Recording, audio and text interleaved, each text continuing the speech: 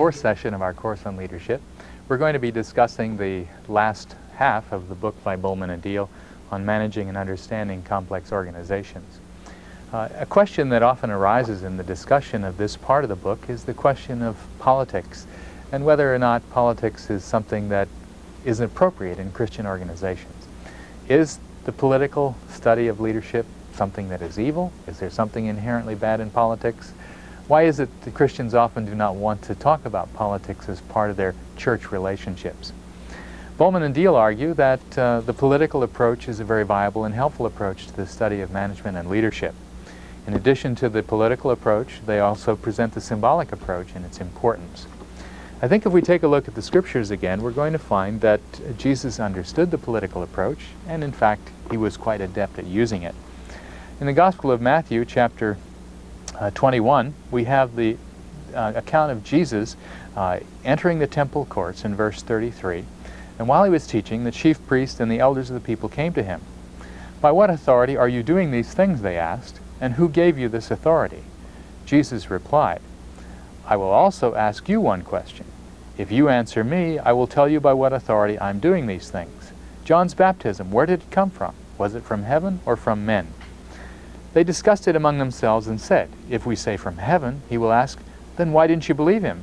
But if we say from men, we are afraid of the people, for they all hold that John was a prophet." So they said, "We don't know." Then he said, "Neither will I tell you by what authority I'm doing these things." Now Jesus was very adept at the politics of the time. He saw very clearly that these Pharisees and chief leaders would be accountable either to John the Baptist or to the people, and he understood their political relationships. When Jesus asked this question back to these men, it was very much a political action, understanding the politics of that particular social context. I think if Jesus was concerned about the politics of the social context and he knew how to answer in a situation like this in a way that was politically appropriate, then we too need to be aware of the politics of the context that we're working in.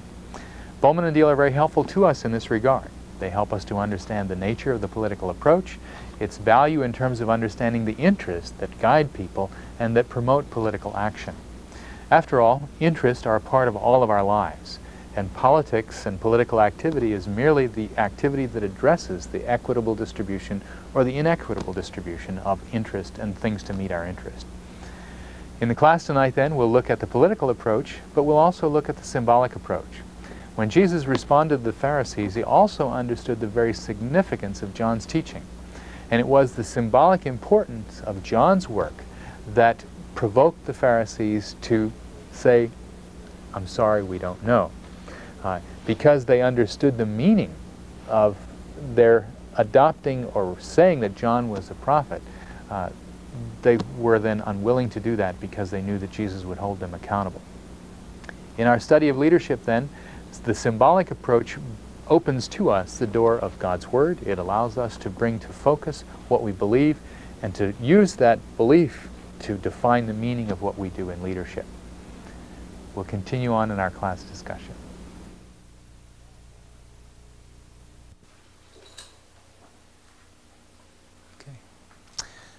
Good evening. Tonight we're looking at page 27 in your syllabus, the lecture and discussion on political and symbolic approaches to leadership. The focus of this class session tonight is to discuss the chapters in Bowman and Deal, so I'm trusting that you've read them, and that will certainly facilitate our discussion as we move forward. The particular chapters that we're looking at tonight are chapters 7 to 10. And Chapter 7 focuses specifically on the political approach to leadership. Tonight I'm not going to be lecturing as I've done in other evenings. I'm going to start right off by asking you some questions and getting you to work with me in terms of thinking through this chapter. So if you have your notes, if you've got your books, you're welcome to open them. Let's start with the first question there on that page. What are the assumptions of the political approach? Remember last week we looked at the human resources approach and we looked at the structural approach. We compared the assumptions there. This will be a brief review because I think we've looked at this before, but what do you see as the assumptions of the political approach? Amy? power distribution and, power and scarce resources. Okay, power and scarce resources. In fact, I could probably flip back here and find this in one of these other pages. Maybe I shouldn't hunt so far. Let's not. I'll just write it up again. Okay, power and resources. Okay, they're certainly important. They're not the whole ball game in terms of assumptions. What's involved with power and resources? Okay, Bob? Because the resources are scarce, there's going to be conflict over who gets them. Okay. Conflict may not be necessary, but what will be necessary?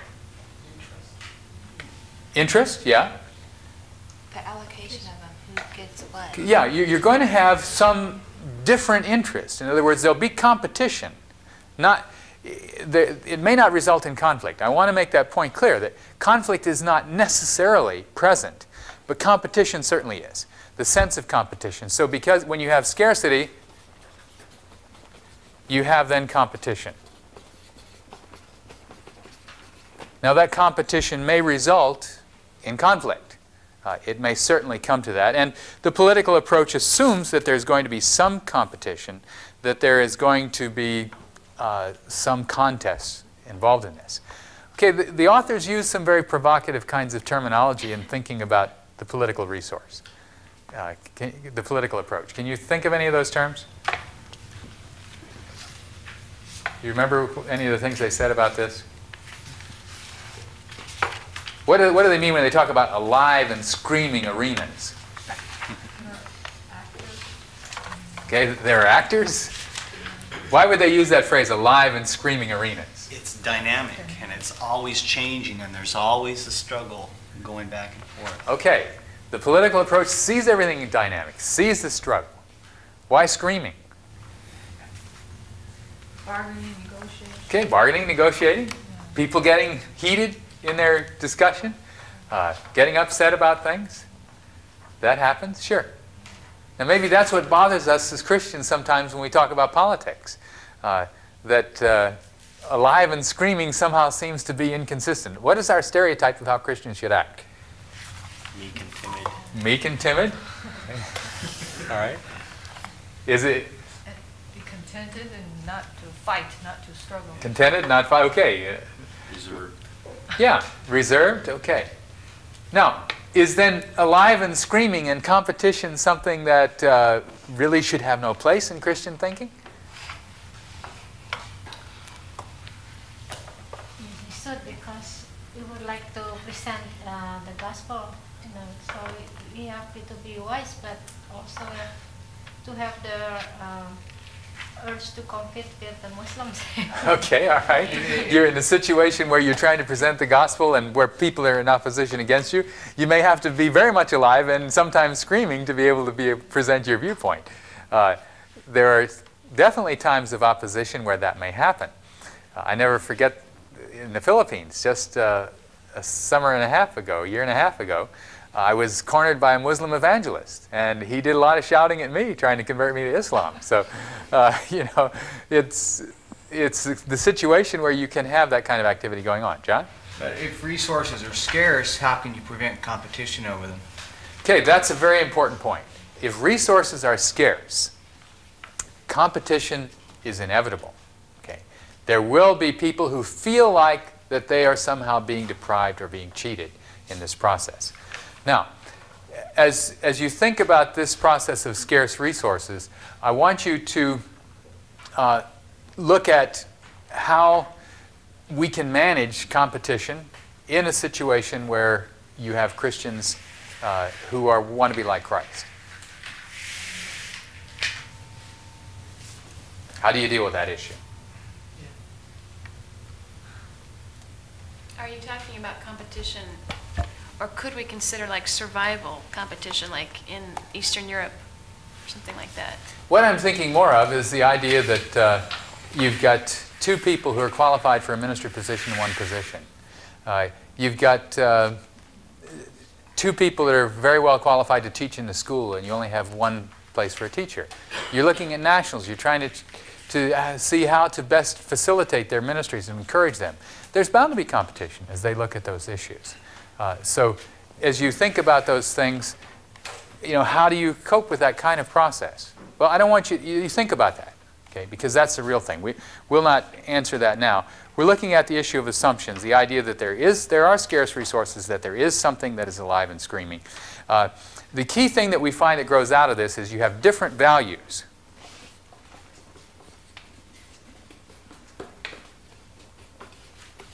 And with different values, you have then preferences and perceptions of reality. In other words, one of the most common things I find working with missionaries overseas is that the missionary and the national do not have the same values. Okay? Not having the same values, they also don't have the same perception of reality. And then, when they begin to look at issues of decision-making, they are always confronted with scarce resources. And in being confronted with scarce resources, they have to make decisions about how they're going to deal with them. The competition is of reality.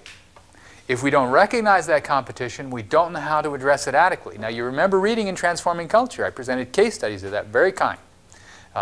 And as we looked at those case studies, we saw in them that people misunderstood one another because of their value differences and because of their different preferences.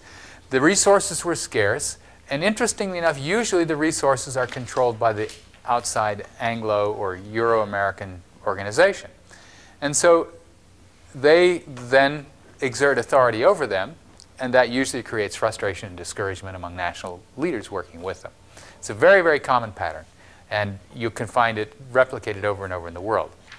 So my point here is, in looking at this, is that the political approach tries to help us address those issues and brings us into a focus where we can say, yes, scarcity is an important part of how we act with one another. Different values are a crucial agenda. Power and resources are part of how we live. We must recognize them up front. We must bring them to the fore in our discussion. We must address them as relate to one another. Okay? Now, how do you deal with this? Well, in the text, the authors talk about organizations as a political approach in terms of organizational behavior, and then coalitions, power and decision-making, and so on. Let's move on to B. How does the political approach conceptualize organizational behavior? What would you say in that regard?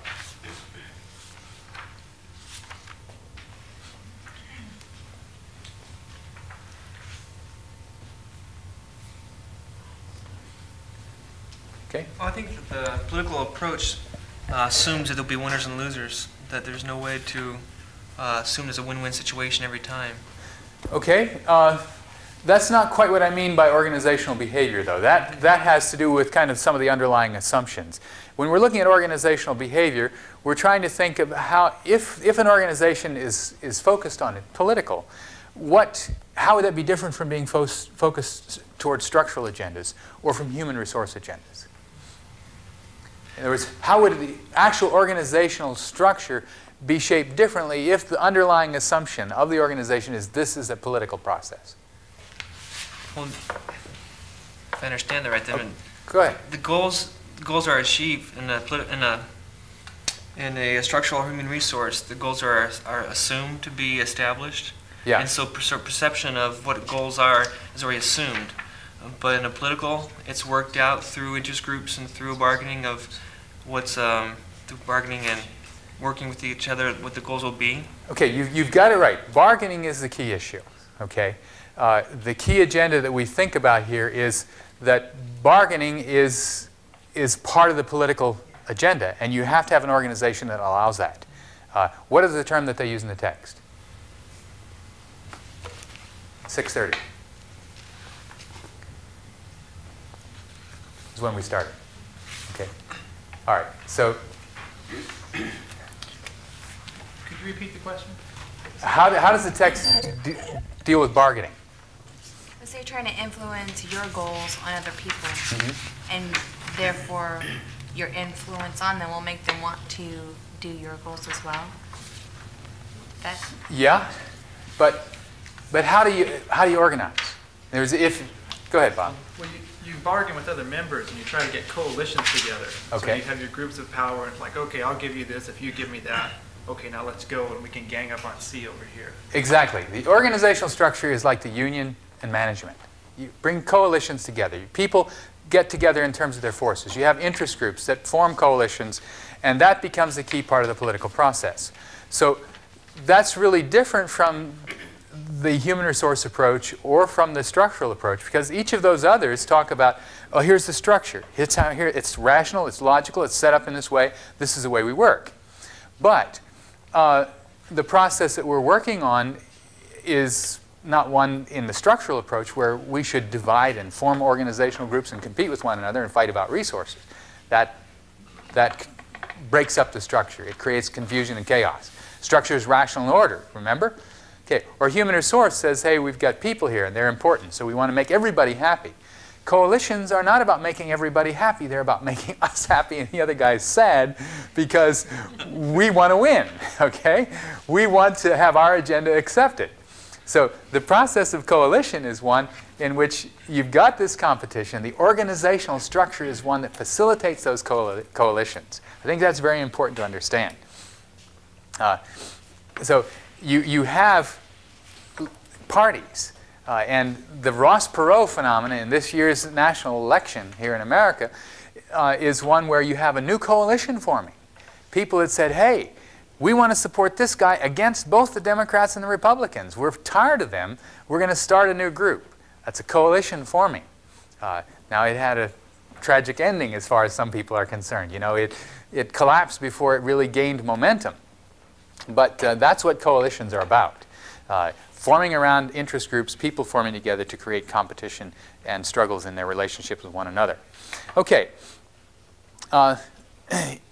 As we think then about this, the organization as coalition is a dimension of the political approach that's important for us to try to understand. And if you're going to see an organization conceptually in terms of its politics, you need to understand that coalitions are going to be an important part of that arrangement. Now, if you know you're going to have them, then you know how to deal with them. You work on bringing coalitions together. It's a whole different process than trying to be sure that everybody works rationally in a structure. Let me give you an illustration of how this might impact what we're doing, okay? If you think about the conflict that I described in Transforming Culture between a group of missionaries and a group of nationals who are trying to work together for a common agenda, but they find that they're struggling about resources and property and things of that nature. Okay.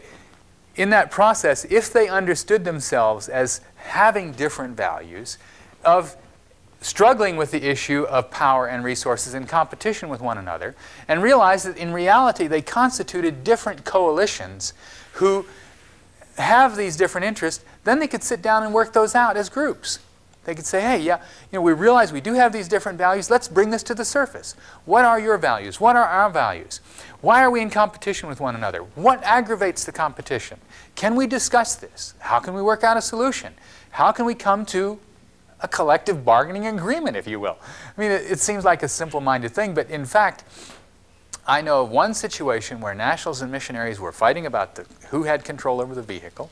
They were fighting about who had control over the office spaces, and they were fighting about the kinds of authority one had in certain kind of leadership positions, all based upon these different values and the whole conceptualization of scarce resources. Now, if they understood that they really had these interests, they, as Christians, could move together to work to develop a unity in the body of Christ, recognize there are some substantive differences between them that are necessary to address. That's all I'm saying.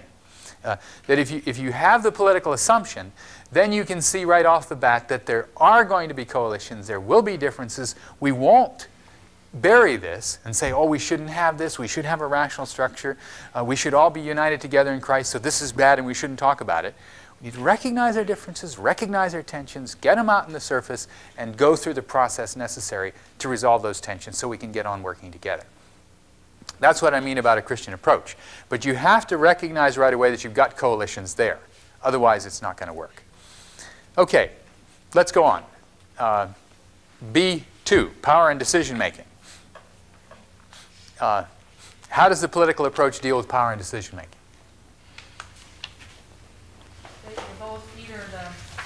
administrative people, managerial people, or partisan. Either one want to, who can get the most influence and control. Okay. Yeah, so they bargain or they use other ways. Okay. They focus on bargaining. They focus on the resources, and they try to use power to get what they want. Okay, that's good. What else would you see in terms of the authority structure that you'd have in a situation where power and decision making is an important agenda? Maybe I shouldn't talk about. Let's talk about the persons who use authority. How does the text talk about them in terms of their relationships to one another? How could we classify them? Bob? As opposed to the structural, it's not the ultimate decision making. It's only like the authority is only one in a number of things that make the decision. It doesn't have ultimate power. Okay, it doesn't have ultimate power. In a structural situation, you see people in a positional relationship to one another. For example, I am a provost. I have deans. Okay, the deans and the provost are in positional relationships to one another.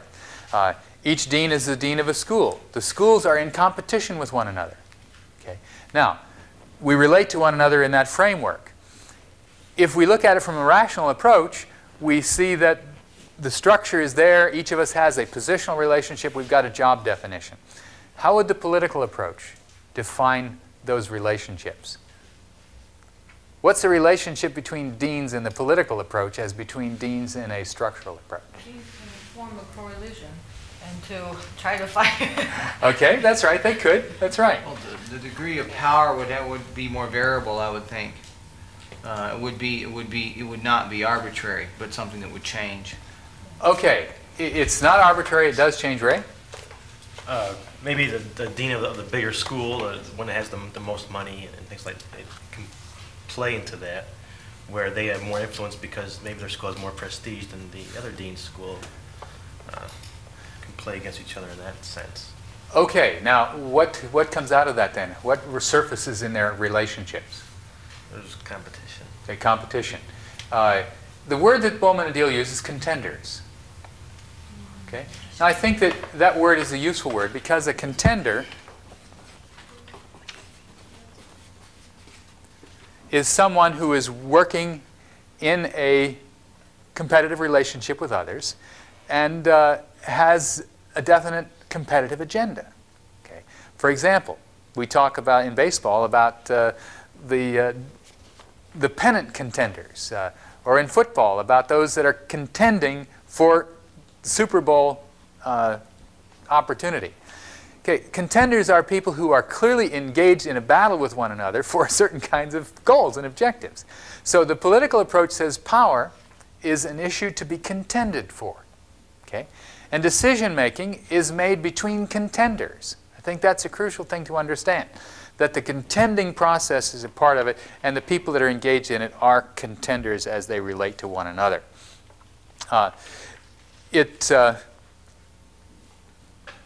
Again, this is not that profound, but it helps to understand our relationship sometimes as contending with one another. If we can see that, then we can bring to focus the biblical agendas about contentiousness. As contenders, should we contend contentiously, or should we contend with one another with a spirit of humility and a spirit of grace? And boy, that would make a tremendous difference, because what I see is anger breaking out. People getting discouraged and frustrated because the agenda isn't going their way, and then they become contenders behind one another's back. They go through a process of frustration and discouragement as they fight for agendas or as they undermine in relationship to contending for these scarce resources. Okay, as we look at conflict, it's important to think about strategy and tactics. That's another important part of the political approach. If you are in competition, you're playing a game, you have secret plays that you use. The people practice in secret for football, so when they come out to play in the game day, the other team doesn't know what they're going to do, and they can surprise them, and in the surprise, win the game.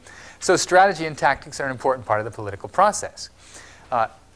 Jesus used strategy in the text that I began with tonight. He knew the Pharisees. He knew what their agendas were. When they asked him the question about authority, he asked them one that he knew they couldn't answer. And so his particular strategy then caused the situation to be diffused. And he used it very well. Strategy and tactics are part. Jesus was a contender in the process with the Pharisees. They were competing in terms of authority in relationship to the people. Jesus had authority from his Father, but the Pharisees didn't recognize it. By whose authority are you doing this, they said. So he was clearly in competition. There was clearly a contender relationship, and he dealt with it strategically. He used a very profound and important question to turn the Pharisees away and to defeat them in that process. So as you think about this, the whole idea of strategy and tactic is an important part of the political process. Game theory is often a very helpful part of this, and we will be looking at some game theory as I get into lectures next week. One of the things that you'll find when you read some of the excerpts from my book on YAP is that political gaming and payoff is a very important part of political process. And it's also an important part of understanding how people relate to one another in any kind of social context where resources are scarce. The fourth item there under B is bargaining. And we already talked about coalitions being the nature of the organization. Bargaining is part of the process by which people resolve their differences, by which they're able to get things done. Now, one of the things that you find is that when we recognize the game is political, bargaining follows naturally. If we don't recognize that politics is part of the game, we somehow think bargaining is irrelevant. And if I come back to my case study of the missionaries fighting over the truck, okay, the missionaries fought over the truck and never thought to sit down and bargain about this issue to figure out how to deal with it. Now, I can tell you that one of the reasons there was a problem with this truck was because the National says we paid part of the bill for the truck. In other words, we contributed certain funds to buy the truck. The mission contributed funds. So there was sharing of resources. Resources were scarce. The Nationals in this situation felt that because they had paid for the truck, they should have the right to use the truck. Okay? The missionaries in the situation said, but we'll never get it back. They take it, and it might be a week or 2 weeks before it came back, and it's for the purpose of the mission and the ministry. Okay, well, who then should control the keys? Okay, these are the big questions. Okay, the issue then is, how do you deal with the contention?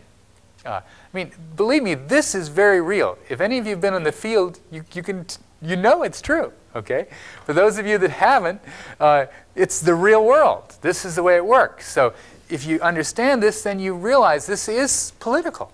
So we have to bargain with one another. We have to sit down and talk it out.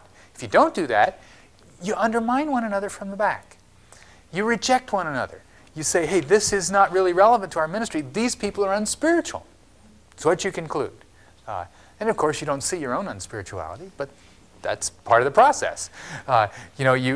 Because we've looked at it in another frame. So the value of the political frame is to bring us into a perspective about organizational behavior, which enables us to go through process and to utilize strategies and tactics and to deal with bargaining so that we can resolve the problem. If we deny the reality of the political frame, then we don't think to do those things.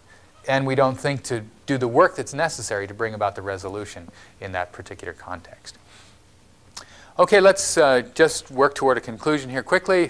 See in your outline, what contributions does the political approach make to understanding organizational change?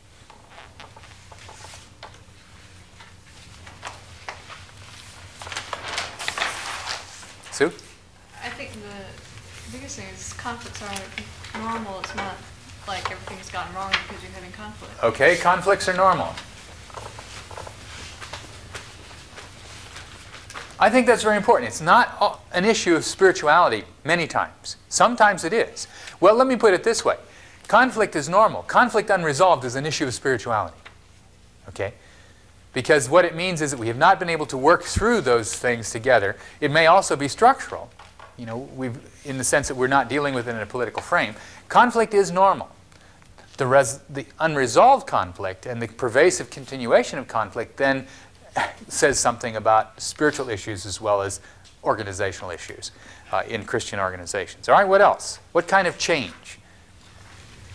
You're not going to be successful in enacting change unless you understand the players and their agendas and the coalitions and the things that are going on. Absolutely. Okay, go ahead. You going to say more on that? No, just that if the bottom line is being a change agent, you better understand what's going on there, or you're going to be totally ineffective. Okay, good. Good. To deal with the change, you have to recognize that what's going on. You have to understand the agendas and the politics if you're going to be a change agent. Okay, in the book they talk about bottom-up change and top-down change. How are they different? The partisans, they try to form a coalition and try to get influence, to influence the top ones. Okay.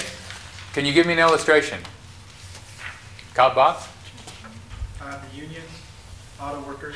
Okay, the unions and auto workers, bottom-up change. When you have a strike, they go on strike, they're trying to get things to happen. Can you think of an illustration recently? General Motors, Lordstown, Ohio, right? Major strike, shut down Saturn production. The only thing that's selling hotly this year for General Motors, okay? Why did the United Auto Workers strike that particular facility and shut down Saturn production? They knew it hurt them the most. That's right. They knew it would hurt them the most.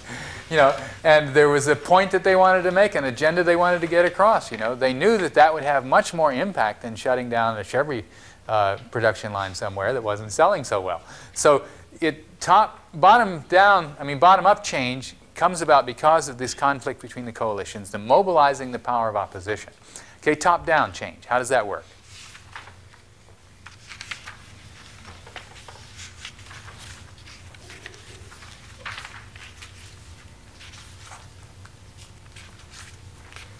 Decrease in the top. Decrease in the top? Okay. Which they hopefully people at the bottom will accept and implement. Okay, it's basically generating ideas from the top and trying to get people at the bottom to accept it, trying to get them to mobilize in support of this. It's using structure effectively. Okay, now, bottom-up change is more political in terms of the organizational process. Top-down change is trying to use the structure of the organization to bring about change. Very, very different. Okay, what about contingency theory? What do they say about contingency theory?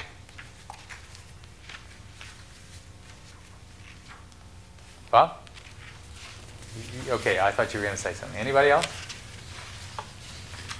That there's no one way, no one best way to deal with the situation. All right. Can you elaborate on that, Murray? Whatever it takes, make it work. Think about it, though, in terms of the approaches we've been talking about. If we're looking at contingency theory in relationship to human resources, to structural approach, or to political approach, what basically would contingency theory be saying in that process? Anybody else? Decision making is not permanent, something like that. Well, no, it doesn't have to do with permanence. It really has to do with developing a much more flexible approach. A flexible approach to the problem. And that's what Murray was getting at, where you begin to try to use the top structure when it's helpful. You use coalitions when they're needed. You deal with human resource issues and try to keep the process going so that your agenda for change is one in which you take into consideration the preferences and interests of all those who are being served. So you do express concern for human resources, the people involved. You do recognize that there are structural issues that one has to deal with, but working at it from a political approach, you're trying to bring those interests and those competing agendas together into a unified process. Murray. So contingency theory is part of the political model? That's right. Contingency theory basically takes a political assumption that the best way to solve problems is to bring all the diverging interest and power structures together. And so what you want to do is you've got to deal with the top-down people. You've got to deal with the bottom-up issues. and you try to deal with it in a flexible way so that you can accomplish the objective that you want in the process. Bob? So the top-down you said was more structural, but it can be just as political that if the structure anticipates the coalitions that are going to come against it, and in bringing about the top-down change, it will go to them and realize that they need to somehow satisfy these coalitions. Yeah, the top-down can use institutional structure and institutional power to accomplish its objective. But it also would be wise to understand that political powers are going to come against it. Oh yeah, absolutely. Especially if you've got coalitions at the bottom that are going to create a lot of trouble for you. So, well, I think that kind of gives us at least an overview of the political approach. What are some of the limitations that Bowman and Deal note? It's pessimistic, cynical. All right. Because it says that it's saying that conflict is inevitable, and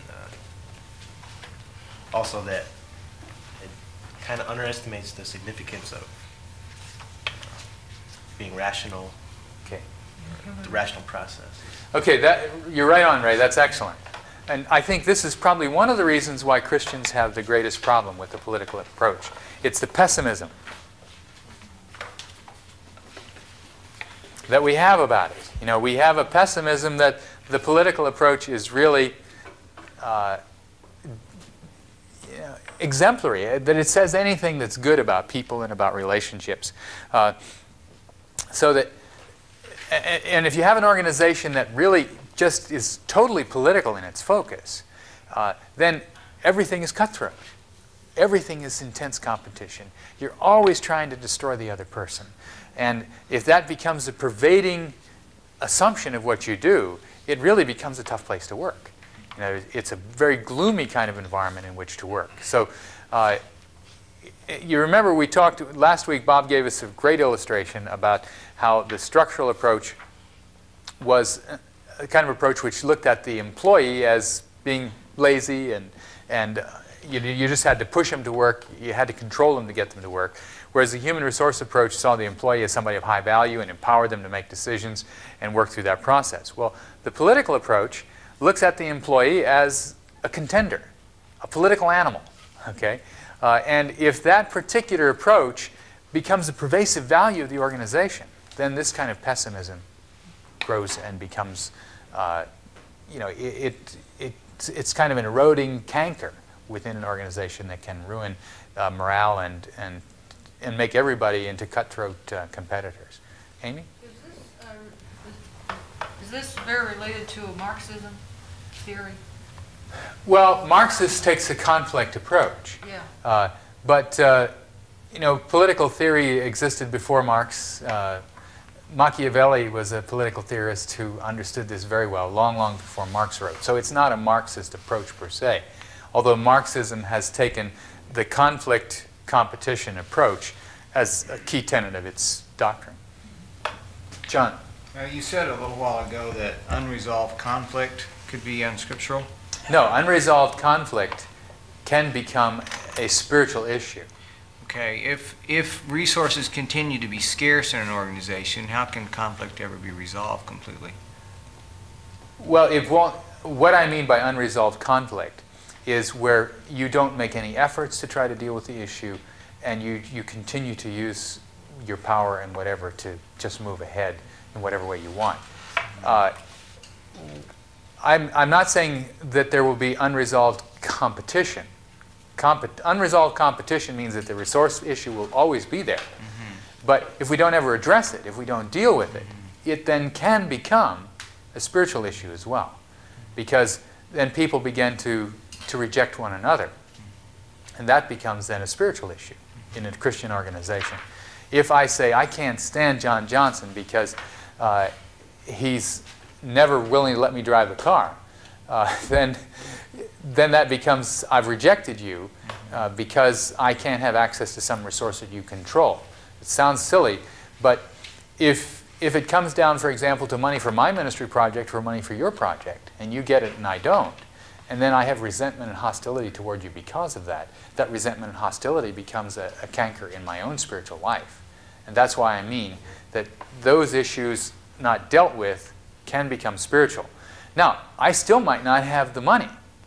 And I might still feel that you got the benefit of that. But if we work toward a resolution, and if we come away saying, okay, John, brother, I realize you won this one, and we'll keep on working together in the Lord, and I'm going to pray for your project. I still think mine's better.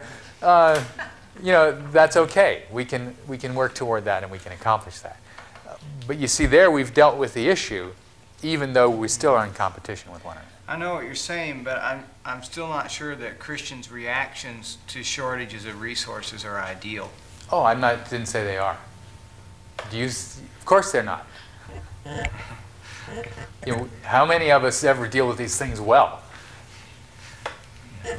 I mean, I've seen a good bit of contending and, you know, Yeah. happen before.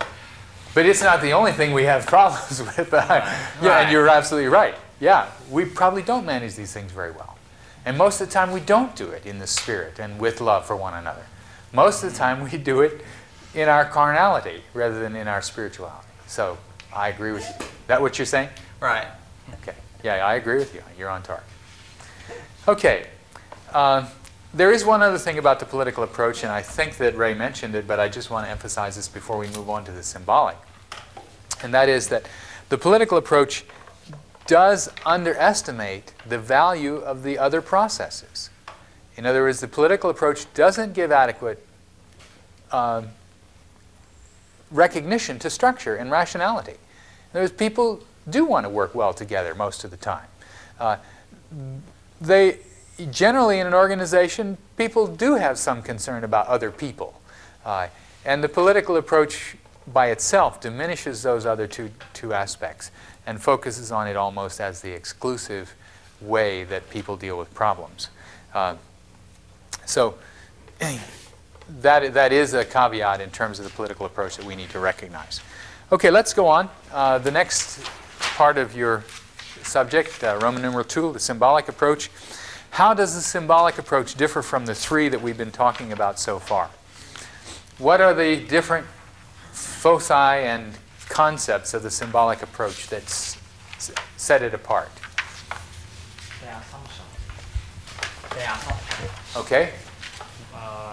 The three models focus on rationality, also on linear,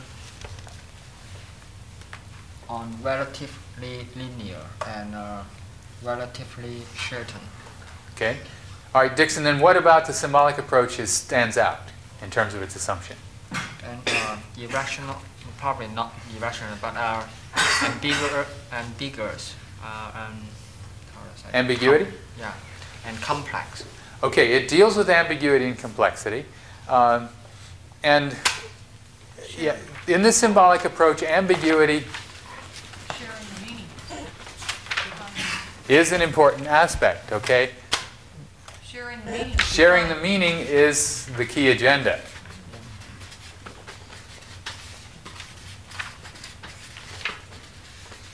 Okay. In a real sense, Bowman and Deal argue that it's not what happened, but rather the meaning of what happened. Okay? That's really what's important. It's not what happened, but rather the meaning of what happened. Now, how does that create ambiguity? Some people can perceive what happened differently. Okay, people can perceive what happens in a different way. What else?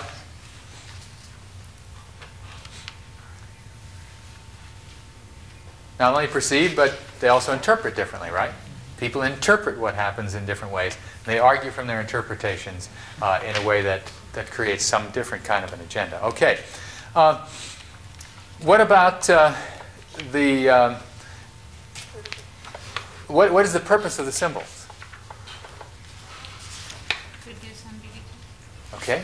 Reduce ambiguity. How do they do it? How can you use the symbol to reduce ambiguity? Ritual, ceremony. Ceremony, ritual, but how does it actually accomplish that? Symbols focus us toward common goals, and they reduce, if there's a lot of ambiguity, a symbol will focus people toward, I'm not saying what I... Expression. Expression, okay. Just, I guess, toward resolution of that ambiguity. A symbol gives a singular focus. Okay, it's interesting that ambiguity experiences resolution and meaning. Okay? That's really what it's about. You know, and you're right, that it somehow brings people together around meaning, not out of the reality of their circumstances. That is how they're united. That's how they're brought together to work together. How's that different than from structure in uniting people? More rules and regulations and tighten them. Yeah, structure unites by rules and regulations. Okay, what are the processes which they use to unite people in the symbolic approach? Okay, ritual is one. Myths, Look at my next question. belief, and story. Yeah, stories, right? It's interesting. I had a conversation with the fellow who is the president now of Gordon College in Massachusetts. And he said that when he first came onto that campus, a student picked him up at the airport, brought him to the campus. And on the way there, they told him this story about the campus. I don't know what the story was anymore. But he said he was there for a while and had a meeting with somebody else, and they told him this story about the campus. Same story, told in a different way. He said that weekend when he was interviewing on that campus, he heard this story about 5 times from 5 different completely unrelated people. Well, obviously this story had something to do with the meaning of Gordon College. It was a very important part of the symbol of who they were and what they did. And it's fascinating that Gordon College has a reputation for being a very highly united place in terms of relationship between the administration and the faculty. At least the things that I hear out of it, this is kind of a place where there's a kind of a strong bond between the faculty, the students, and administration. They have something of a symbolic unity together. It seems that sharing the meaning, telling these stories, are one of the ways that they bring about that cohesion, and the stories become a significant part of their identity in that particular place. I remember when I was a student at Wheaton, every year we heard the stories over and over again about Nate Saint and Ed Macaulay and Jim Elliott. Okay, now if you don't know who those guys are, you didn't go to Wheaton. Anybody that ever went to Wheaton knows who those guys are, because they are Wheaton graduates who died, were martyrs for the ministry of taking the New Testament. They were working with Wycliffe down in Peru and went to a group of Indians who used to be known as the Auca, now are known as the Waorani. Okay? And it was their sacrifice in the name of Christ for the mission of the gospel that made them a story that was always told to all the incoming students. I lived when I was a freshman in St. Hall. And you had to know the story to live in St. Hall. And as a junior, I served as an RA in Elliott Hall. And of course, I told the story as an RA in Elliott Hall. And we played football in Macaulay Field. You had to know about Macaulay. And it's interesting. Now, how many of you know about the people here at Biola that the buildings are named after? Lyman Stewart. Okay. I didn't even know that for about 8 years working as a faculty member here. Okay. We don't tell the stories, you see. And the stories really don't connect to kind of living reality here because it's kind of a dead reality. In fact, occasionally you might hear a story about Sam Sutherland, but not very often. Sutherland Hall is named after Sam Sutherland. He was a very interesting and provocative man, but we don't tell the stories. That shared meaning isn't a part of the culture here. It doesn't carry on. Now, what I'm saying is that myths and stories play a very important role in the culture of the organization. On your section B there, what role do they play? They legitimize, they mediate, they bring about solidarity, they entertain, and they also provide a morale and meaning dimension of the experience that people have in an organization. So if you think about the role of myth and stories, they're very important to this process. Another way that you can have the symbolic approach developed is through the role of play, to make things fun. And you know, that's the question of why are we so serious? Relax, let's have fun. Let's do something here that's not so much work. All right, question C. What is the primary function of organizational processes as understood through the symbolic frame? What are organizations for through the symbolic frame? Bob, you're smiling. Well, this whole section kind of made me chuckle because it's so irrational. It's like it's not so important as what organizations do, but what they look like when they do it. Okay. And so in applying it, it's just continually irrational. But Okay. I'm just smiling at that. The approach seems irrational, okay? I agree with you. I remember smiling myself a lot as I read this chapter for the first time and even as I reread it. Okay, what are the purpose of meetings? From the symbolic perspective. This, by the way, has helped me a lot at Biola. Make them feel committed to the, No. What is the purpose of meeting? Not to, well, maybe you're right. Maybe to show commitment. Okay, yeah, Amy says to show. unity. Yeah, and unity. That's right. You're right. Yeah, to show commitment. Unity. Absolutely. The meeting is not to get something done. That's my problem. Yeah. You know, I think a meeting is to get something done. But in actuality, the purpose of a meeting is showing unity. Now, I have a confession to make. Don't tell my friend Wes Wilmer. Okay. But Wes started a marketing council here at Biola a couple of years ago. And after the first couple of meetings, I got so frustrated, I just didn't want to go. Because it didn't seem like we got anything done. Now, what approach and assumption was I taking? The structural approach, yeah. And a goal-oriented system, okay, that was my philosophy. So, therefore, my judgments were very critical. Okay, we're not reaching goals. We're not getting production. We had a discussion today with the whole administrative council about this marketing council, whether we should start it again. And it was interesting. The key comment that came out was it should be more focused. We should have work toward more specific goals, and we should not have so much aimless and repetitive and paperwork produced by this council. All right. Evaluate that statement. Is there any value at all for the symbol of the marketing council? Yeah. By the people commenting? No, not by their comments. That's right, not by their comments. They don't see any symbolic value. In fact, they're not even considering the symbolic value. Okay? Okay, what value are they, what is their agenda and what approach are they taking? They have goals they want to accomplish. Yeah, they have a goal. It's a goal-focused approach. It's very much like mine was, you know. And it's interesting how we get together and we grumble and complain after the meeting is over because we didn't feel that we accomplished a goal. Now, understanding this book and reading this section on the symbolic approach helped me to understand the importance of meetings of this kind. That it's not so much what is accomplished in the meeting, it's being together. It's talking to one another. It's having a chance to listen to one another. It's getting a sense of belonging to some common organization. That really is an important part of it.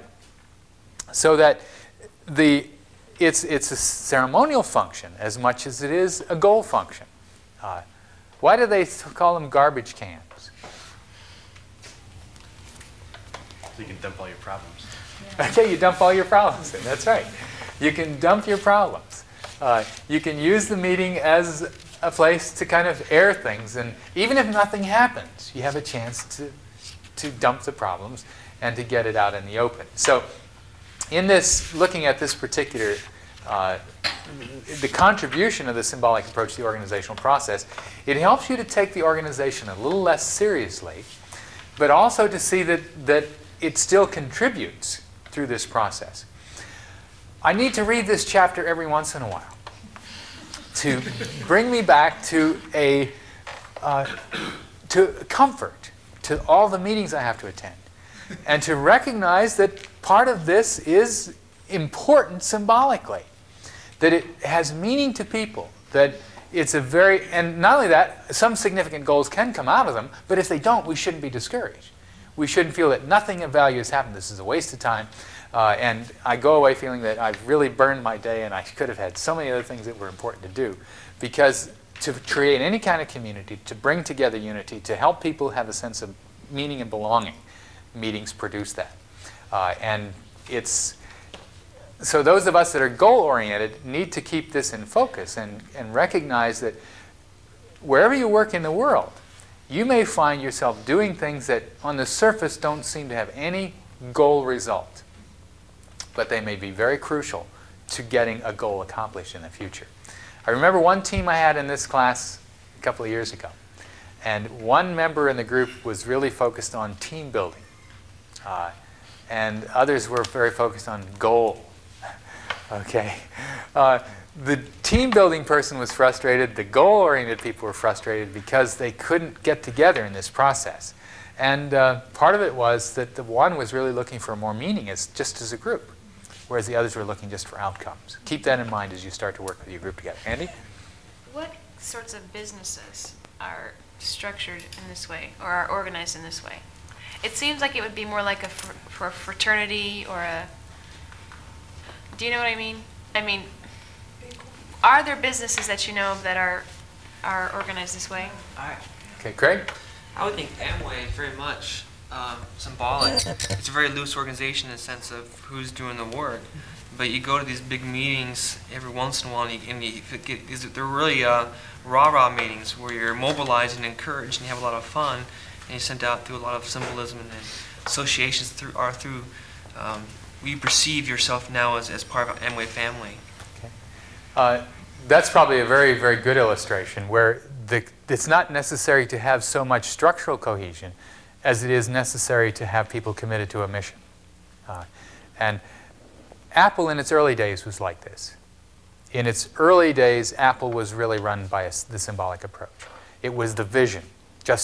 And the story of Jobs and Wozniak and how they did this in their garage and how this produced this fantastic computer and it accomplished so many things. And so now Apple is going to be a visionary organization like this that allows people just to come and think and do their stuff. The organization that is like that now is no longer Apple. It's Stephen Jobs' new organization that produces, what's the computer now? Next. Okay. They run in the same way. It's the same kind of thing. Everybody a free spirit, and they're united by this sense of belonging and having this common mission and telling stories and that kind of thing. But they have to be rather, if that's the central philosophy of the organization, obviously the cohesion has to be fairly loose for people to be able to do and accomplish what they want to. And that's the problem with just a predominant a symbolic approach, is that when the organization gets large, it doesn't pull people together to get the job done. There's too much ambiguity and there's too much flux, and so it creates certain kind of tensions and frustration. There are mission organizations like this. FEBC is like that? Yes, okay. They have a vision and they share that a lot. Okay. I think that nearly every organization, a big segment of it is symbolic. Right. Because there's a whole lot that's done that is not rational, that is just done to produce, it's true, produce meaning for the participants. Okay. Yeah. Okay. All right. Steve? There is a type of organization that the symbolic meaning is very important. When you have, you said that in some situations, if you emphasize the meaning, the structure has to be loose. In some places, in some organizations, the structure has to be loose because of just the physical organization or whatever. Like in SIL, in some branches, the people are spread out over thousands of square miles. They never see each other, and the only thing that holds them together is the meaning. Okay, we'll pick this up in our next session. All right? Thank you. Forgive us, we had a little bit of confusion about the time.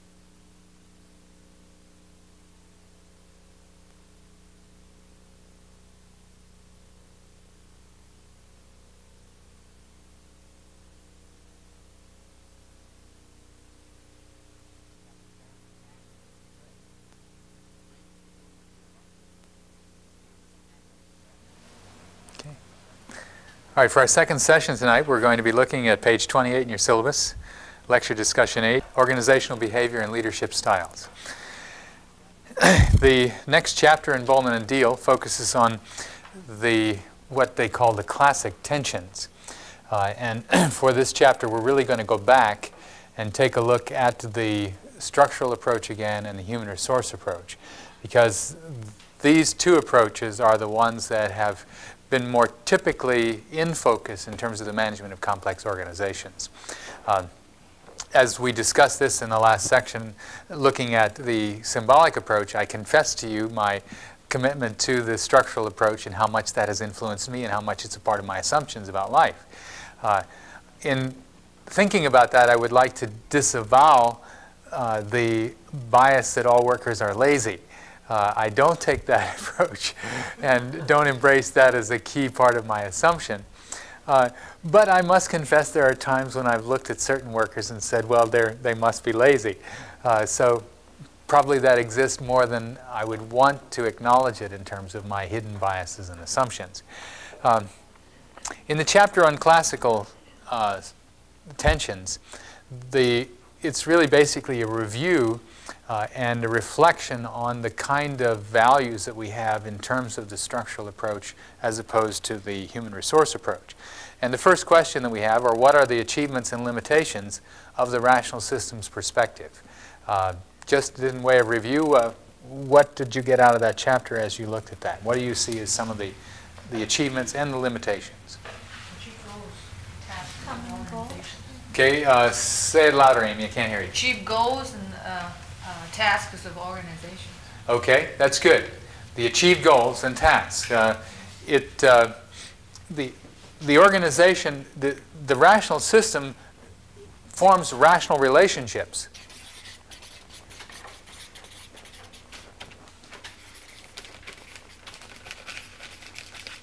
Okay, so what we're basically saying in the rational system is that the relationships between goals,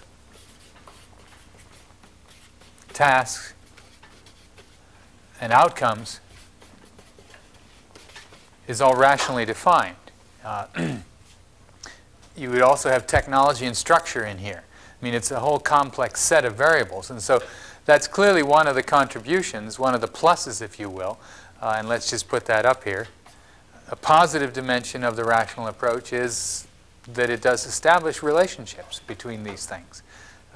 I've omitted some of the features here, but you can pick them up in your reading. It does clearly specify those relationships between goals, tasks, technologies, and structures, and the outcomes. Okay, what else might be a plus?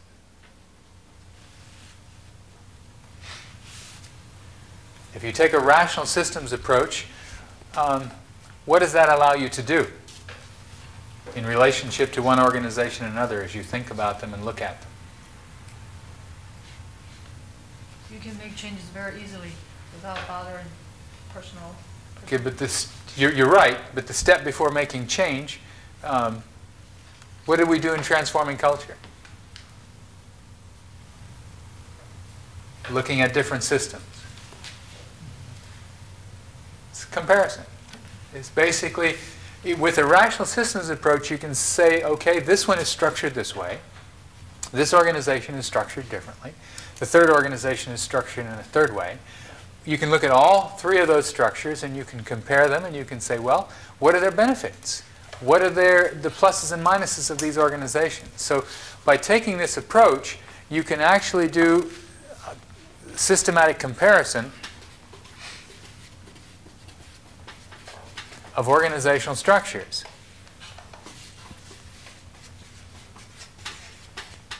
Now, if you go back and look at the chapters on community authority in the book Transforming Culture, you will recognize that we did some significant comparison of structures based upon the variables of grid and group. And so that whole book, by the way, takes a structural approach. Grid and group have to do with social structure. They have to do with key features of the social dimension. And we assume that relationships within social structures are rational. Now, that's true to a certain extent. They also can be irrational. That's why we can't predict behavior. Okay?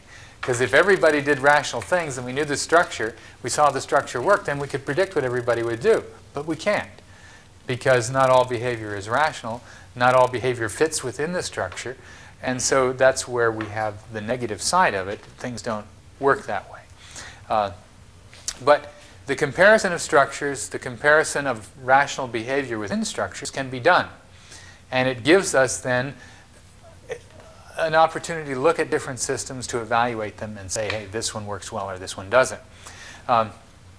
You're going to be doing some structural analysis of an organization. Then we'll bring you papers back to class, and each of you will present some summary of what you're doing. You'll give us kind of an overview, and we'll discuss it. We'll compare them. And we'll see how one organization is different from another, and that will be beneficial. You'll learn some things through that process. This we can do because we assume there's some rationality in systems. And if there is rationality, then you can define it. You can specify goals, tasks, structures, technologies, outcomes, and you can then compare them. Compare one system and another. All right, what is the limitation that Bowman and Deal talk about? Ignore human involvement. Okay, that's right. Ignore the human.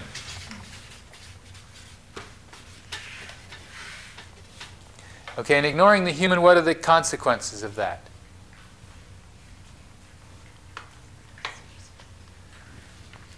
Low morale. Well, I'm thinking about it in terms of this whole system here. Yeah, it does produce low morale.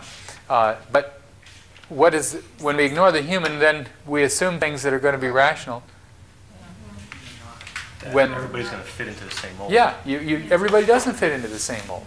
And so even though we can compare these things and we can look at them, we really can't tell how things work. We don't know why one organization works and why another one doesn't. It could be not the organization at all. It could be the people in it. It could be the meaning that they have or the commitment they have, or it could be some astute politician who's able to figure out how to make them work together and to accomplish this well. So in actual fact, to really see how things work, the human dimension is crucial. What else does it ignore? It also somewhat ignores conflict. Yeah. In the power plays, they kind of instead they try to emphasize social control. Let's just control people, and there won't be conflict, and we'll make the decisions from the top. That's right. It ignores the whole basis of conflict, the whole political dynamic that's part of human life.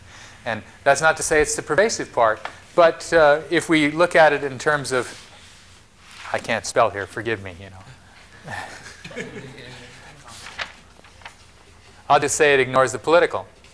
And you can then reflect on what we spent an hour discussing, or almost an hour discussing before. So that ignoring the human, ignoring the political is a key aspect that the structural approach is flawed in. All right. Let's go on and we'll look at the human resource approach. As we think about the human resource approach, what are the pluses? What contributions has the human resource approach made to improving organizations?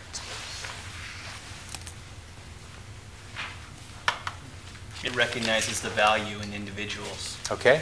Certainly recognizes the value of the individuals.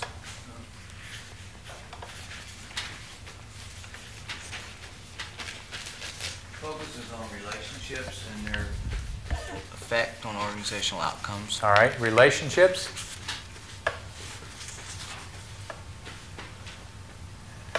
An effect.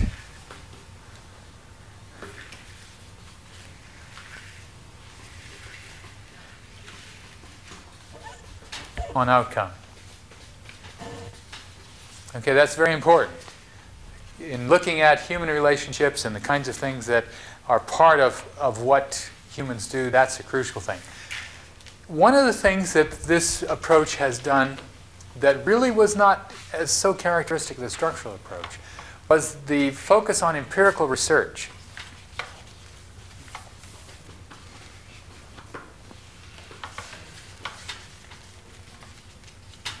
And we really probably should put this as number one, because it was through empirical research that we realized the value of persons and understood the significance of relationships and began to focus upon them. So it's not that this is of greater value, but it was because you had people committed to doing research, trying to find out why organizations weren't working, the comparative research was useful and it helped us to understand things, but you compared two organizations and found that both of them were bad. Well, was it the structure? You compared a third organization that had a similar structure and it was good. Well, what's the difference between them? And through empirical research, we discovered that in two organizations structured the same way, the one organization had placed much greater value on persons and looked at relationships in terms of affecting outcomes that were a whole different set of outcomes. And so that empirical research was important in contributing to the whole process and helping to make organizations more effective. Okay, I think there are a couple of other things that I'd like to mention here, and then we'll move on to looking more in depth at the organizational theories. At a period of time in the development of organizational research and looking at the structure of organizations, there tended to be what Bowman and Deal call global and simplistic notions about how to improve organizations. You tended to have grand unifying theories of what really made organizations work. And these unifying theories were based upon the structural rational approach. That if you had this particular kind of rational organization, that this would make things go. And so people then tried to develop organizations along those models. When people began to examine more carefully why the organizations didn't work, they recognized that these notions were simplistic and that their global characteristics were really not appropriate. It was through this kind of research that we began to look more at the political process, at the human resource in that process. My field of anthropology was one that reacted very strongly to the whole issue of structuralism and structural approaches to solving problems. You will be reading next week an article by actually the opening chapter in a book called Political Anthropology by Schwartz, Turner, and Tuden. I heard the paper when it was given at the American Anthropological Association meetings back in 1960 probably. And in that particular meeting, everybody was just enthralled by the perspectives that these men were presenting. You know, it was such a revolution in terms of thinking to look at political process and people involved in political relationships as being more important than the structure. Structuralism dominated American anthropology, it dominated American sociology, it dominated American political theory. Structuralism was the key focus of most research and most professional writing back in the 50s. And so in this 1960 meeting, when these anthropologists, who were picking up some themes from some political scientists, began to talk about power and about process and about arenas and political action and that kind of thing, they were focusing on questions which had been ignored by people who were working with the rational systems approach before. So for your information, what has actually happened is the human resource research and the political research have opened up this whole thing to give us a much better and much more complex understanding of how organizations actually work and how people work in organizations. My lectures that come next week will focus on that political influence that was part of my training back in 1960. And you will see in the readings that I've given you and the kind of things that I'm going to be discussing in the class case studies, the influence that political and human resource discovery had upon me and had upon my understanding of leadership as I've been working with it. The value of this book to me has been to broaden my perspective beyond the structural and the political, to see even more value in the human resource, which was not a strong part of my training, and focus and highlight on the symbolic, which is something that I knew existed and as an anthropologist even studied cross-culturally, but didn't see it as such a powerful influence and understand it in complex organizations like we've been able to understand it here. Now, there's one other thing that they talk about in this chapter that I think is a plus, and that is the idea that there are what they call contingent thinking.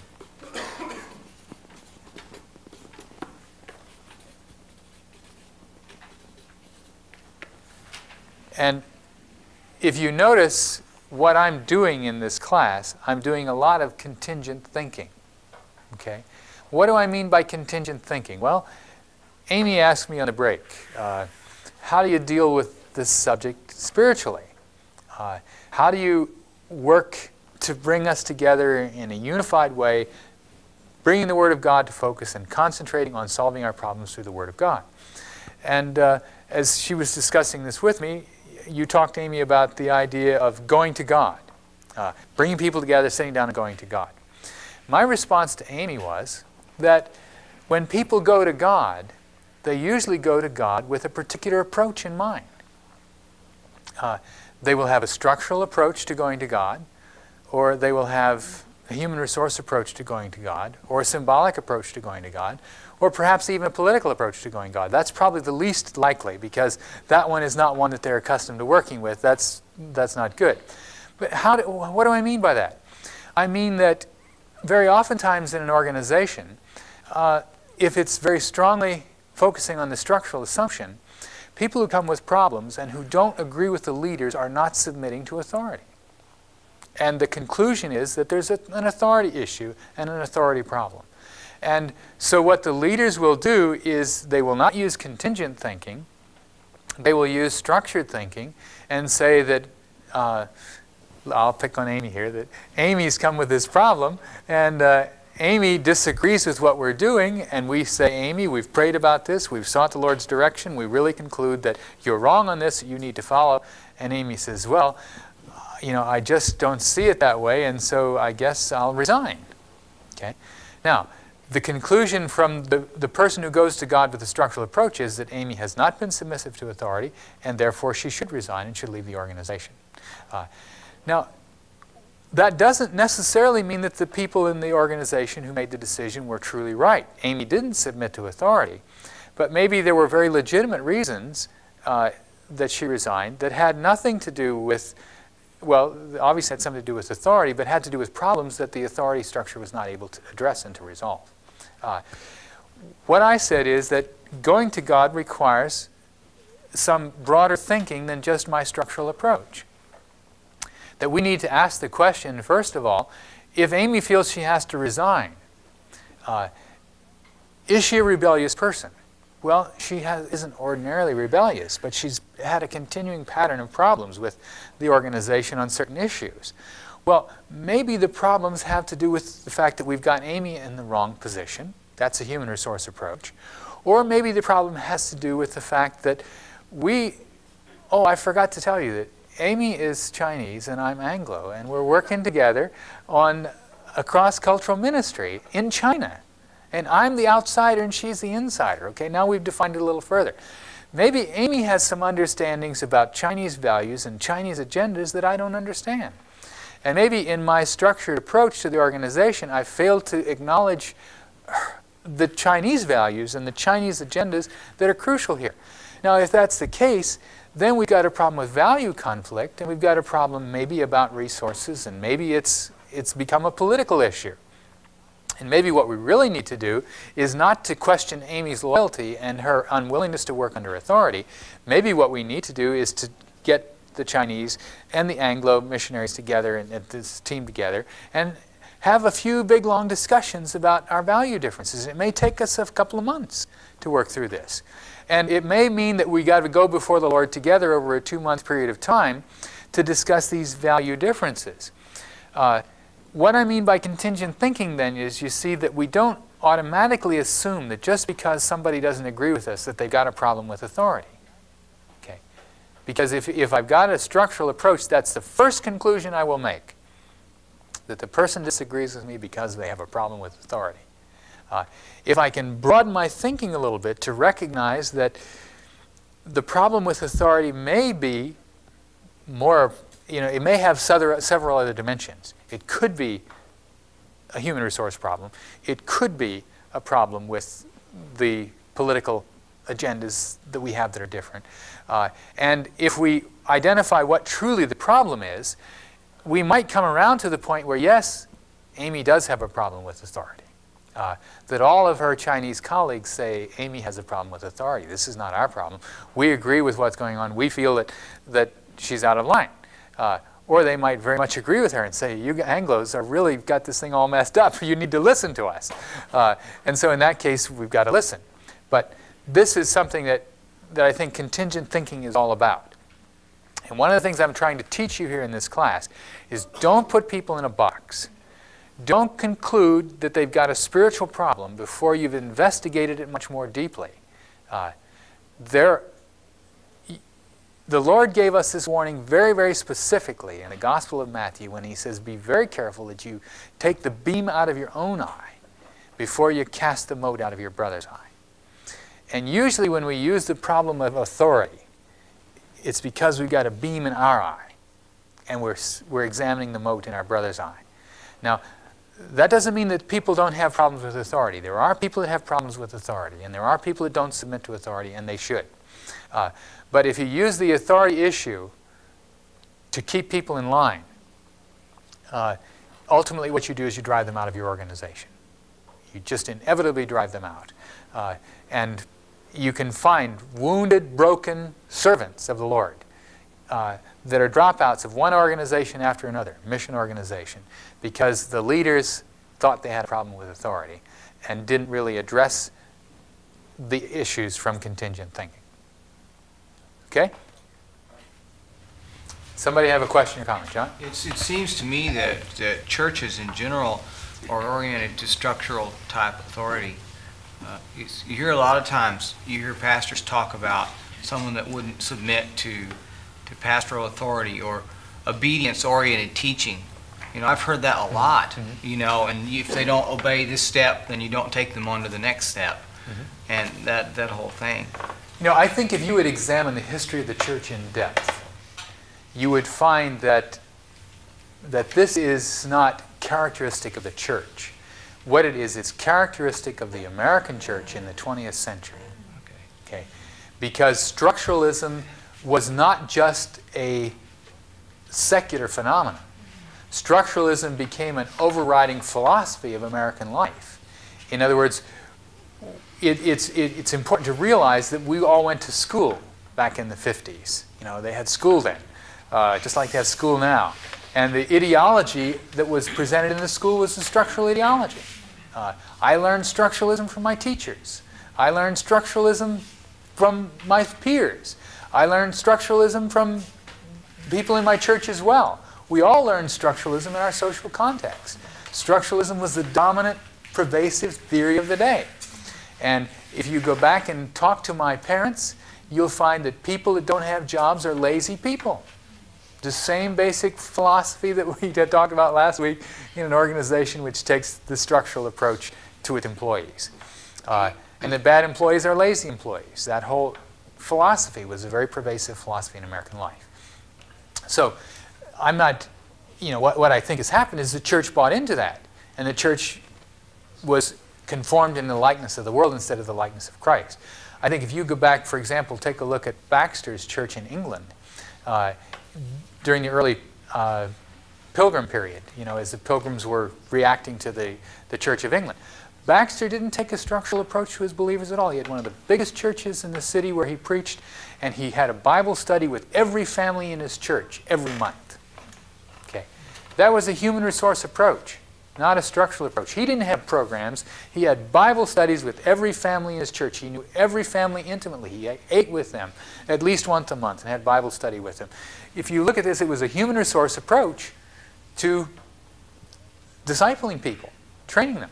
It wasn't a structural approach. He was the only pastor, 2,000 people in his congregation. Church growth says today you can't possibly pastor 2,000 people with one pastor. You've got to have a full staff. Baxter was one. Well, what's the difference? Because church growth takes a structural approach and argues that you have to staff so many people to so many to be able to work it right. And we have all these programs and all these things. We have to be in the office. Baxter wasn't in the office. He was out with the families in his parish every day having Bible studies. And he went through the whole parish with every family because this was his agenda in terms of dealing with these people. So as you look at the church has not always operated from a structural approach. I think we've been strongly influenced by our cultural history, and that's why we bring that power agenda and that structural agenda into the church. Now, I haven't done a systematic study, so if you go out and do research and prove me wrong, I'll be happy. Let me read your papers. But, you know, just some of that anecdotal evidence that I've seen suggests that that there have been more than one model in the church, and that this particular phenomenon is more a product of the 40s, 50s, and 60s than it is, and the generations that came through that period. I think the structuralism really began back at the turn of the century with the work of Durkheim and not only Durkheim, but Mauss and Weber. Structuralism was a very important part of their agendas, and that became something that was an important part of modernism and the growth of modernism. The whole assumptions about modernism is that you can find a right structure and that you can create the perfect solution to problems. And so to me, that product is a product of modernism. Now, Christians would not want to see themselves as a product of the modern world, but in fact, they very much are. Social products of the modern world. They've rejected certain aspects of modernism, but not its underlying philosophy. In light of this, would you say different culture may have different approach? Oh, yeah. Like American culture, structural. How about Asian culture, maybe more human resources and symbolic? Yeah, exactly. And we can go back to our grid group model. Yeah. We can see in the grid group model you've got the issue of high grid emphasizes structure and hierarchy, and low grid emphasizes the absence of hierarchy and structure. With high group, person is very much in focus, and relations are very much in focus. Low group, individual and task is in focus. And so they do help us to see that, yeah, we've got that variation in cultures as well. Did someone else want to make a comment? Bob, you had your hand up? I was in a situation this summer where our team leader, as you said, this light bulb kind of went on with what happened. And that he assumed that because we didn't obey his orders, you can even tell I'm saying it's my assumption, his orders, that we were in rebellion against God. And he wrote a couple people on our team off because they weren't doing things as he thought they should be doing things and following his direction. And because we weren't obeying him, we were in rebellion to God. Okay. High structure. And finally, we had to sit down and say, look, when we ask you questions and we don't act right away, it's because we don't understand what you want us to do. And we finally, I don't know if you call it bargaining or what, but we finally had to come down and say, look, we're different people, we react differently, cut us some slack.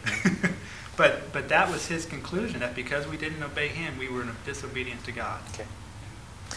Well, I think that that kind of reaction, we need to have mercy on him, because he really is working out of a set of cultural assumptions that he has learned and which he believes are true, and which are not contingent thinking, but rather single appropriate responses in this situation are governed by these basic assumptions. And fundamentally, structuralism is a modernist assumption. If you go back and look at the history of the development of ideas, the modernist assumption was that we can come up with this solution. If we have the right structure, the right goals, the right technologies, we can work toward that. I'm reading a very interesting book now called The Birth of the Modern by Paul Johnson. It's the history of England all of Europe, and it includes America, between 1815 and 1830. And the fascinating thing about this book is to see these values emerging. The value in technology, and how important, if you just knew the right technology, you could solve the problem. And if you had the right structure, you could create a better world. And it's a sense of having the structure and the technology and having the process. It's the belief that once you have that, the problems will be solved. You can move on it, you can act on it. And they really believed that, and they moved ahead on it. And we tried to deal with the solution to the world's problems. It produced progressivism, it produced modernism in terms of theology, all kinds of other things out of that, because they believed in the scientific method and began to then question the scriptures as being unscientific. And so that led to biblical modernism and church modernism. But the interesting thing of it is that even the conservatives bought the underlying philosophy. The philosophy that if you have the right structure, you can solve the problems. And see, that's where your friend is working. Okay. All right, let's go on to organizational theories. Just spend a few minutes on looking at the organizational theories problems. And then we want to get to Bowman and Deal's idea of how to use these four perspectives. I think that's really the crucial conclusion as we work toward this. Under organizational theories, A, what are the different ways in which theorists have described the integration between politics and symbols? Moving now from structure and human resource to politics and symbols, I want to think for a minute about those two approaches. How did they connect them? Do you remember? Can you pull that back? Maybe to save time, I'll just take a couple of minutes and make a couple of comments on this, and then we'll go down and look at some of the major conceptual perspectives. If you remember when we discussed symbols in the last session, we related symbols and ambiguity. And one of the things that Bowman and Deal talk about is that the symbolic system, or the importance of symbols, tends to be much greater where ambiguity is high. We use the illustration of Apple Computer in its early days as a place where symbolism was very important. The reason for that was that Apple didn't have a structure. Apple brought together a bunch of young people who had a lot of ideas and said, go for it, do what you want to do. So there's a great deal of ambiguity. People working on what they want to work on, going in whatever direction they wanted to go in. And in that process, what held them together? Symbols, the story. The story of Steve Jobs, and Wozniak in their garage putting together the computer that turned upside down the world as it related to a spreadsheet called the VisiCalc. Okay? Most of you probably don't know that story, but really that's what sold the Apple computer. Its ability to do a spreadsheet called VisiCalc that was such a valuable tool, and people bought Apple computers for that particular agenda. Of course, the Macintosh then was their next innovation, and that again was Jobs' inspiration, working in the highly symbolic, very ambiguous social environment.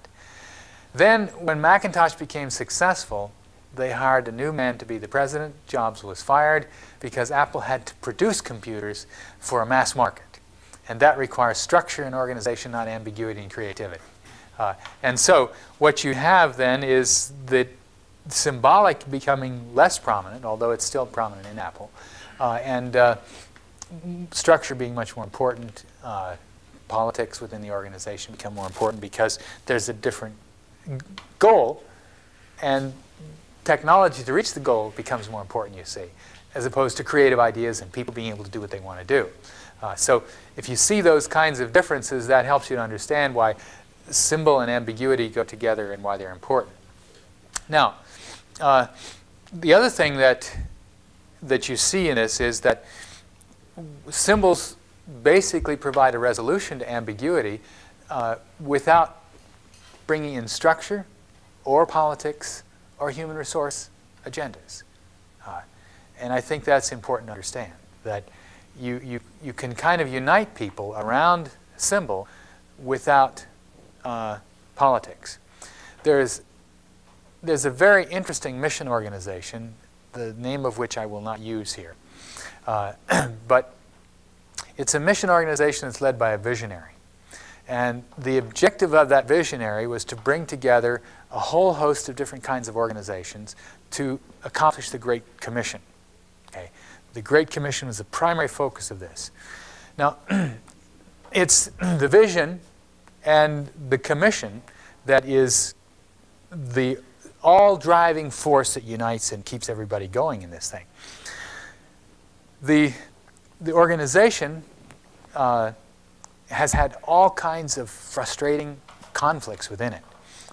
One board resigned completely, and the leader had to start over with the second board and get it going again from a different direction. And the reason for that was that there was so much ambiguity. There was no structured process, and the people that resigned said, nobody knows what's going on around here. Nobody can control or is accountable. We don't know how the funds are going to be met. We don't know what the next day is going to bring forth. There's no quality control. There's no credibility. That their complaints were that all this structure was in chaos. In thinking about this, they were right, absolutely right. Their criticisms were very legitimate.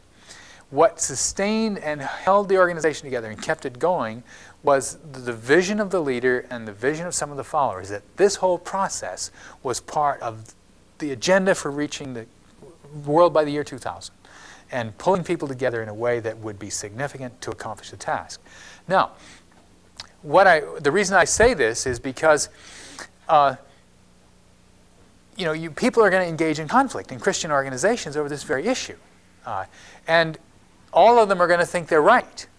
And they probably are, okay, to some extent. But they're also wrong to some extent in the sense of being closed to one another and not understanding some of the value of the things that are going on. If you look then at politics, political process, and symbol, which is the nature of this question, what are the different ways in which theories have described the integration between politics and symbol? What we're basically saying is that symbol can cover ambiguity for a while, and it can create a situation where you can go on through the power of symbol. But after a while, if the organization cannot sustain itself internally, organization collapse. The most powerful illustration of this is Eastern Europe and the Soviet Union. Basically, it was driven by an ideological system that ties it together and tried to keep it going, but it collapsed ultimately because it was not able to sustain economic growth and economic development for its people. And without that, even the structure that they had was inadequate because the structure was based upon the control of people through their commitment to these symbols. And when this commitment to the symbols died, then the structure with its inadequacy became the subject of rejection and change. All right, I think we might just take a few minutes that we have remaining here and look at the different conceptual perspectives. I think that probably I'm going to skip over the 4 conceptual perspectives, the arguments about them. Well, let's look at them quickly. Page 234 in your book. If you have it, just open it and take a quick look there. On page 234, you have some of the from 234 on, we have 4 different approaches to the diversity of perspectives that we see here. And what each of these approaches are is they're arguments, effectively, saying that having 4 approaches creates problems or solves problems. Okay? So what I want to do is just take a couple of minutes and go through these quite quickly, review them for you, and then we'll come down to the last questions about improving management practice. To what extent do the 4 major conceptual perspectives facilitate organizational research? Some people argue that it impedes research, and you find this on page 234. Basically, these people are arguing that having 4 perspectives provides obstruction and gets in the way of communication. It causes misunderstanding and confusion. It really doesn't help us.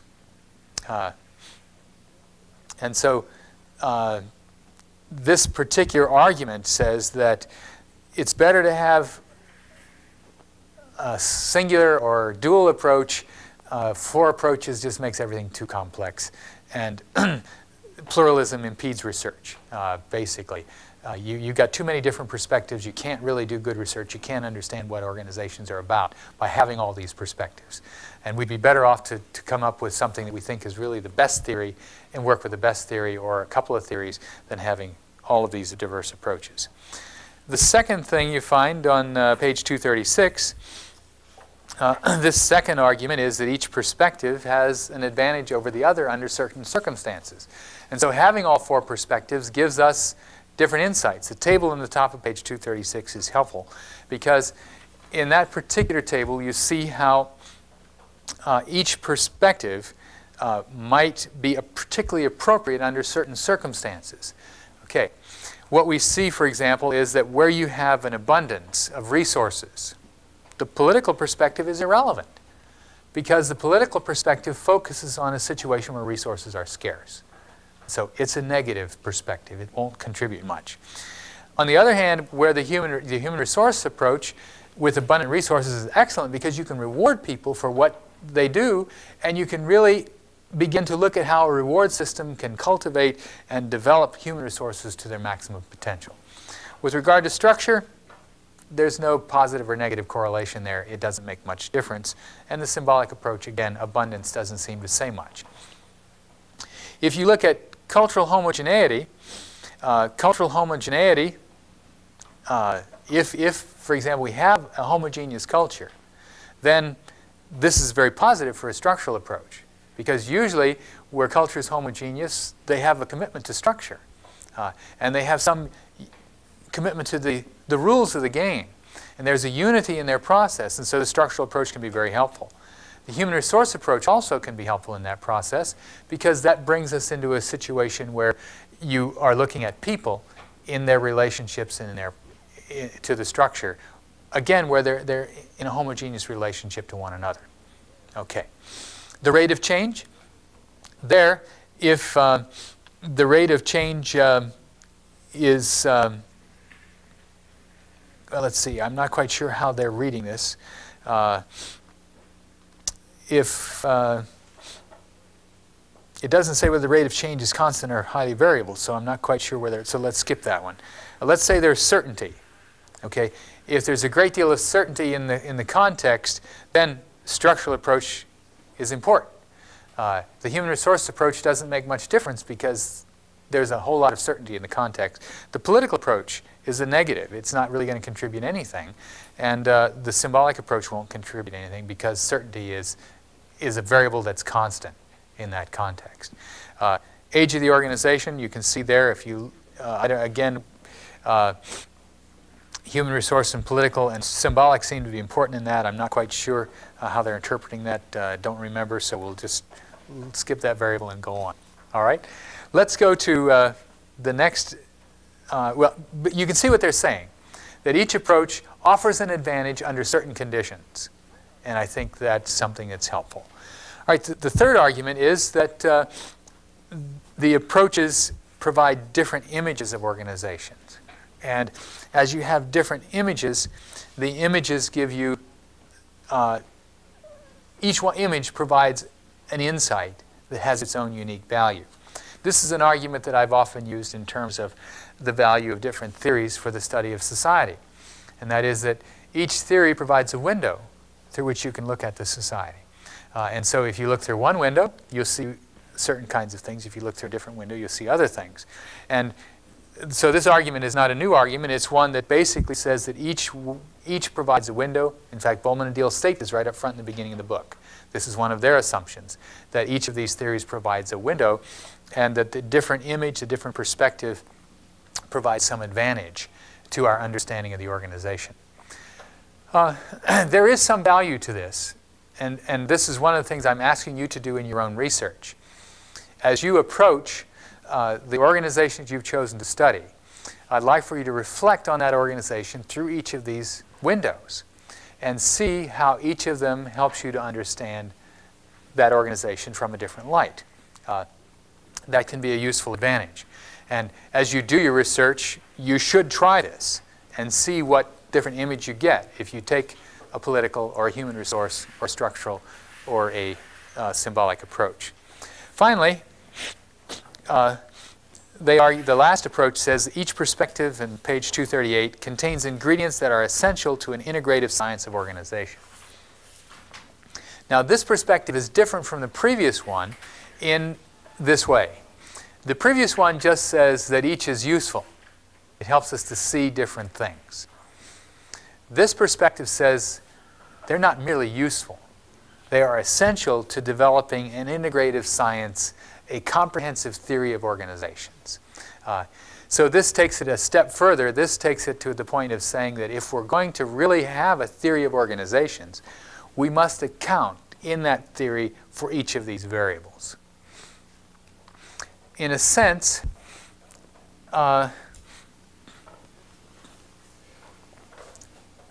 this is an agenda that we have not accomplished, if you will.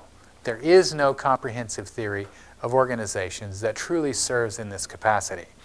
As they state here, each one of those approaches does contribute something significant. The rational systems says that most human institutions, no matter how badly they do in practice, have an inherently rational structure at the core. Okay? So you can look in there and you can find a rational system underlying it, whether it works well or poorly. They also say that the human resource approach reminds us that all organizations have to deal with human need. They argue that the political frame says that scarce resources are a factor in every human situation. And finally, the symbolic frame reminds us of the enormous extent to which reality is socially constructed. So, you know, each of these does contribute an important component.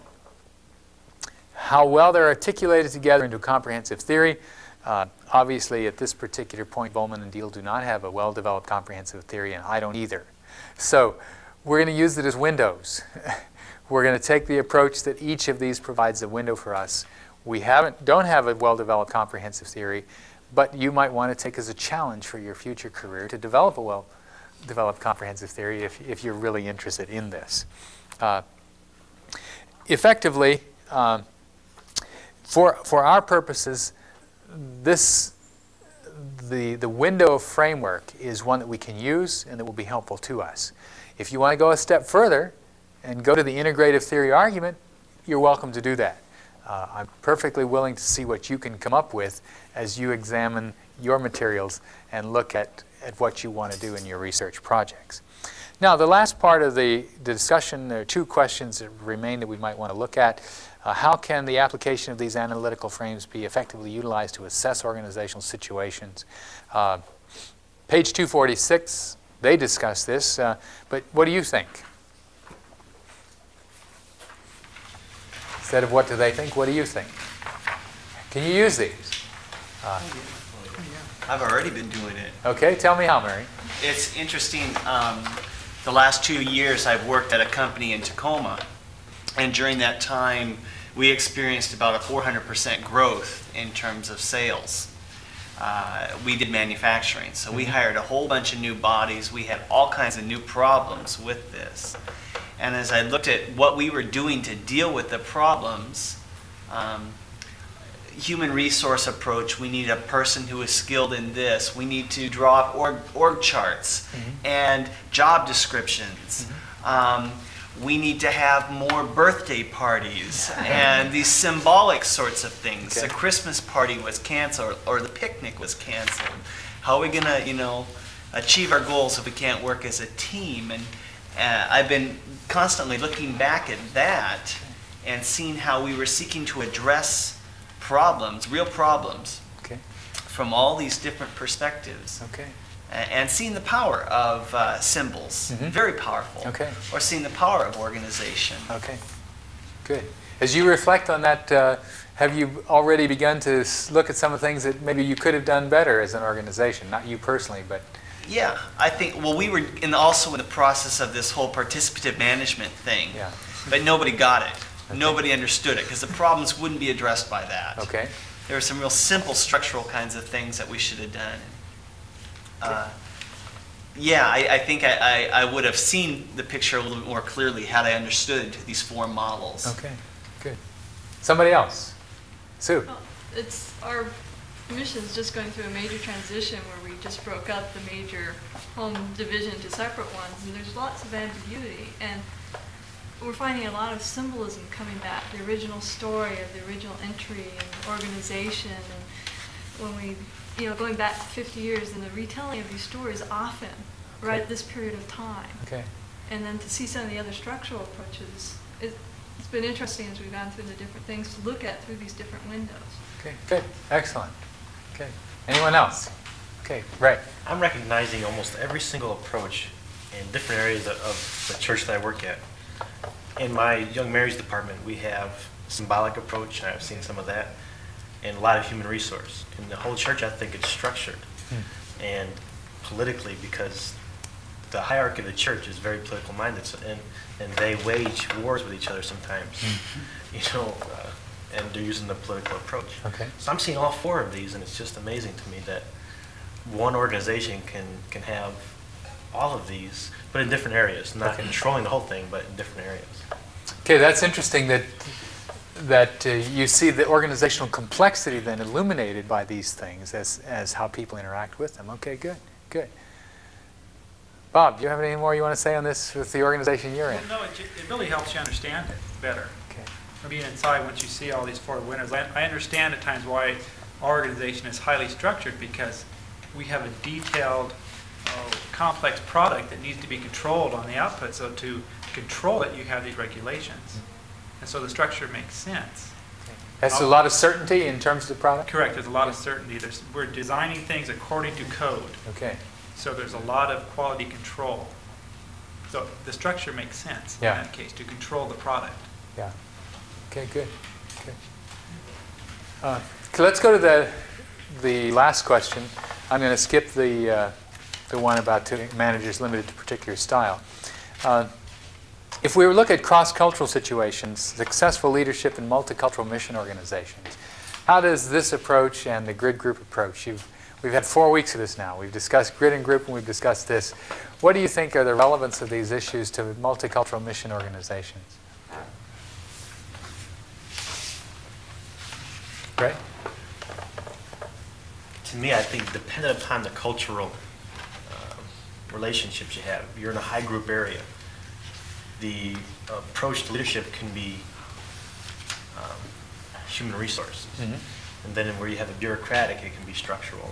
Okay. And I think the way that culture is, it's going to normally dictate the way leadership is going to be. That's the way I see it. Okay. Okay. That's a good observation, I think, that the issue of group and grid will have some significant effect on the kind of agendas that you have. And these approaches that Bowman and Deal define will help you to address them in a significant way. Anybody else? Anybody worked in a multicultural mission organization context? You probably have, Sue. Well, I was just thinking, just in working with like a translation committee, whereas I would come from a more structural approach and from my own grid of bureaucratic style to work with a group that's very high group, and we need these meetings and the symbolic and the focus on the mission and having to be patient and realize the need for this and allow the national leadership to form the committee and to function as they would, where high intensity working situations versus long-term overtime type situations. Can you describe any special problems that you experienced because you had this bureaucratic approach and they had this collective group committee sense in you?